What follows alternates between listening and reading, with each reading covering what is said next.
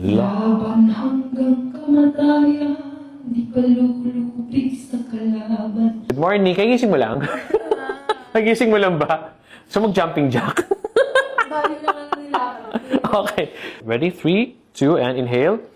La. Laban hanggang kamatayan, Yan, inhale. di pa lulubig sa kalaban. Inhale. Pangangalaga ng gusto sa pupan, ipagtatanggol ang kaharian. Better. Diba? Ito talagang key. You should not drop the support. Once you start collapsing it, you're gonna sound weak, you're gonna sound tired, you're gonna sound, you're gonna strain the voice. Magiting akong isinilang. 1, 2, 3.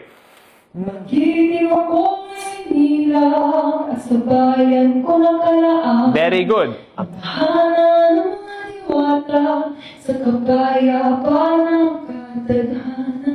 You! Ganun! That level of commitment to your vocal placement is what you need for you to survive in this song.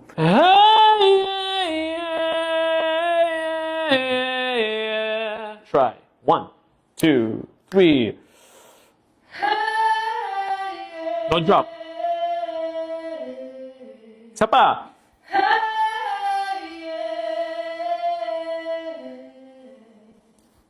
Ganun lang. Dapat nga. Naririnig ko rin better. Better, di ba? Ang ganda ng placement. Saka di ka parang nahihirapan while doing it, no? Good. This...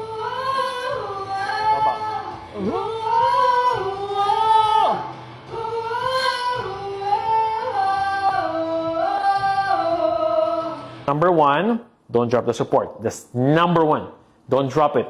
Always engage. No? Number 2, sa mga high notes mo, you have to yawn it. No, naka-yawn ka dapat. Number 3, make sure that you drop the words as clearly as possible.